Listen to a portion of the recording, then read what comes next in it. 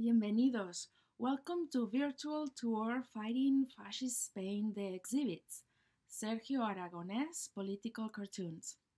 I am Montse Feo, the curator of the online collection, an interpretative exhibit of 51 Sergio Aragonés's drawings published in the New York periodical España Libre in the 1960s. This collection is hosted in my digital humanities project, Fighting Fascist Spain, the exhibits, housed at the Recovering the U.S. Hispanic Literary Heritage Digital Collections, with the goal to preserve his anti-fascist work and making it more available to scholars and the general public. Aragonés' family had arrived in Mexico in 1944 after escaping first the Spanish Civil War and then the Nazi occupation of France. In Mexico, his uncle served as the secretary of Manuel Martínez Feducci, the Spanish Second Republic government in exile consul.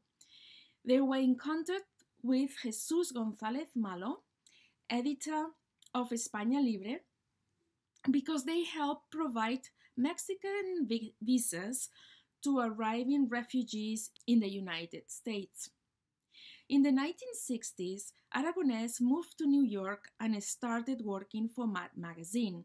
At the same time, he responded with his editorial cartoons to the news of Fascist Spain that España Libre was able to publish thanks to the undercover communication channels that Malo had established.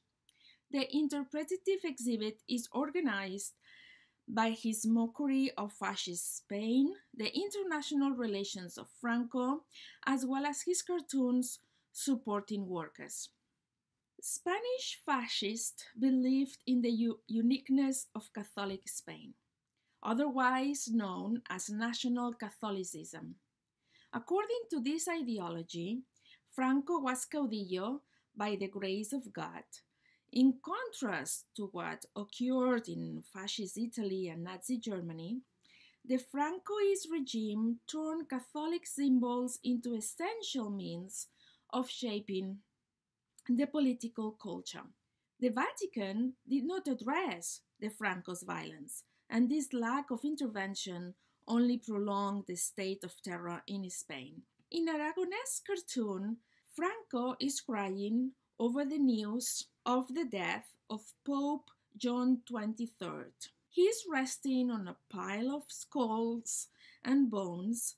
In the pile of bones, Aragonés placed banners with the names of those who died defending democracy during the Spanish Civil War, in exile, and those who were brutally assassinated under Franco's rule.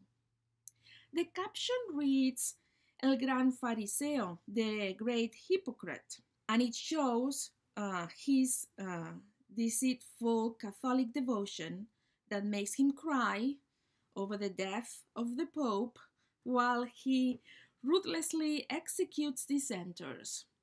The funeral banners continue to hold subversive power today because thousands of Franco's victims have not received a proper burial, because their bodies, disposed in mass graves, are still to be found today.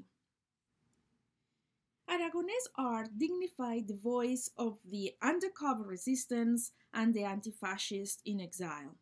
Upon the news of long prison terms for Francisco Calle, José Casas, and Mariano Pascual, leaders of the Underground Anarchist Union and Labor Union Alliance, Aragonés recreated this transnational proletarian identity by drawing a worker whose head is an earth globe, shedding a tear. The image is reminiscent of Popeye the Sailor Man or Rosie the Riveter for its iconic potential and reveals how Aragonés' artistry was nurtured in transnational experiences. Graphic art and editorial cartoons were central to the editorial strategies of workers' periodicals like España Libre.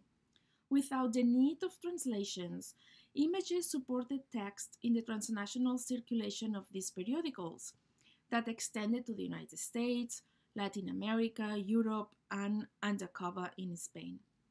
Drawings summarize text with a fast interpretative understanding of an editorial or essay. The proletarian and farcical sensitivity of editorial cartoons and graphic art in the New York's periodical España Libre invited readers to engage in decoding fascist Spain's infringements of civil rights, not covered at the time in US mainstream media.